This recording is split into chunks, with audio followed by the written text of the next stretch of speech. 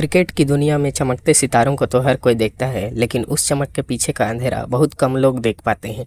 जरा सोचिए, एक ऐसा खिलाड़ी जिसे बीसीसीआई अपने सेंट्रल कॉन्ट्रैक्ट से बाहर कर दे, जिसे वर्ल्ड कप टीम से ड्रॉप कर दिया जाए, जिसकी फिटनेस और तकनीक पर लगातार सवाल उठें। क्या आप उम्मीद करेंगे कि वही खिलाड़ी एक दिन भारत की T20 टीम का कप्तान बनेगा?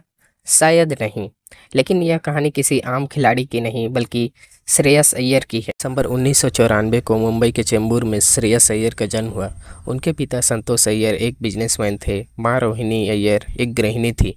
बचपन में श्रेयस को क्रिकेट से ज़्यादा फुटबॉल और बैडमिंटन पसंद था, लेकिन एक दिन उनके पिता ने उन्हें घर के अंदर बल्ला घुमाते हुए शानदार कवर ड्राइव करते देखा। उसी दिन उन्हें महसूस हुआ कि अपने बच्चे में कुछ खास है। 11 साल की उम्र में श्रेयस को मुंबई के मशहूर शिवाजी पार्क जिमखाना में दाखिला दिलाया। यहीं कोच प्रवीण आमरे की नज़र उन पर पड़ी। आमरे ने उनकी बल्लेबाजी देखकर कहा कि यह लड़का आगे जाकर जरूर बड़ा खिलाड़ी बनेगा।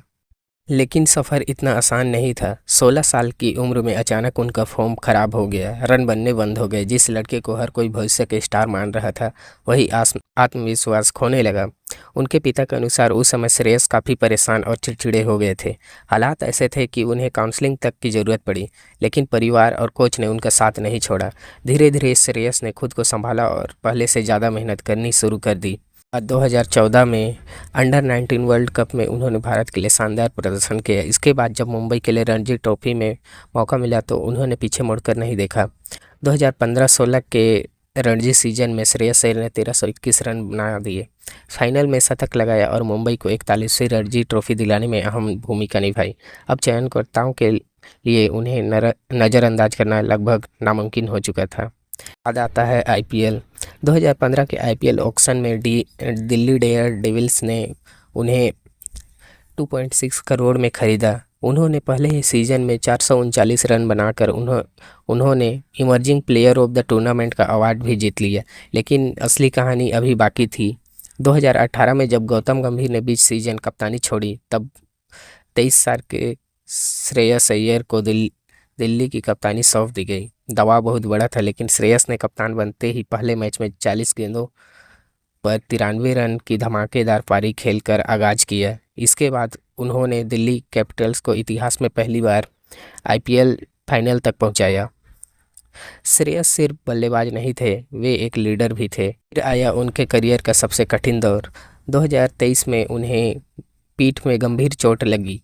हालत ऐसी थी कि सर्जरी करनी पड़ी। कई लोगों को लगा कि शायद अब वे पहले जैसे खिलाड़ी नहीं रहेंगे, लेकिन वापसी के बाद उन्होंने 2023 वनडे विश्व कप में 500 से ज़्यादा रन बनाए और सेमीफाइनल में शानदार शतक लगाकर भारत को फाइनल तक पहुंचाने में बड़ी भूमिका निभाई। 2024 की शुरुआत में बीसीसीआई के साथ विवाद सामने आया। श्रेयस अपनी पीठ की समस्या के कारण टेस्ट से ब्रेक लेना चाहते थे, जबकि बोर्ड चाहता था कि वे घरेलू क्रिकेट खेलें। कुछ ही समय बाद उनका नाम बीसीसीआई के सेंट्रल कॉन्ट्रैक्ट से भी हटा दिया गया। सोशल मीडिया पर आलोचना शुरू हो गई। कई लोगों ने कहा कि श्रेयस अय्यर का भारतीय टीम के लिए सफ़र अब ख़त्म हो चुका है। लेकिन दोस्तों, जानते हो, महान खिलाड़ी हम कभी हार नहीं मानते। श्रेयस सिर्फ बल्लेबाज नहीं थे, वे एक लीडर भी थे। इसके बाद वर्ष 2024 में उन्होंने कोलकाता नाइट राइडर्स की कप्तानी संभाली और आईपीएल चैंपियन बना दिया। इसके बाद 2025 के मेगा ऑक्शन में पंजाब किंग्स ने उन्हें 26.75 करोड़ में खरीद कर कप्तान बनाया। उन्होंने पंजाब को भी फाइनल में पहुंचाकर साबित कर दिया कि कप्तानी के मामले में उनका कोई जवाब नहीं।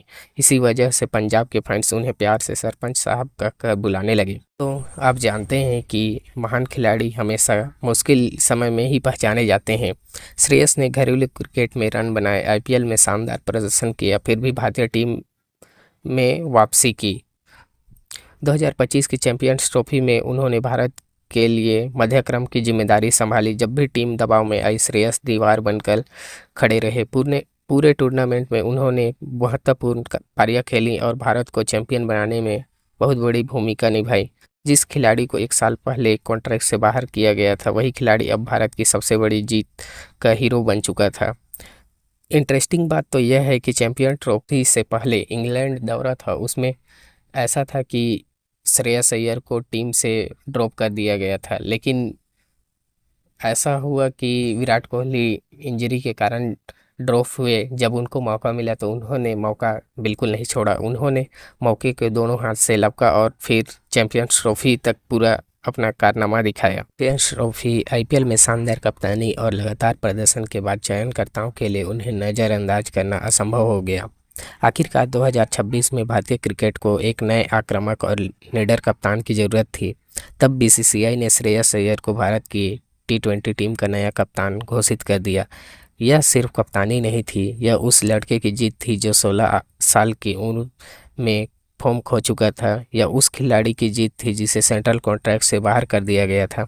यह उस बल्लेबाज की जीत थी जिसके करियर को लोग ख़त्म मान चुके थे।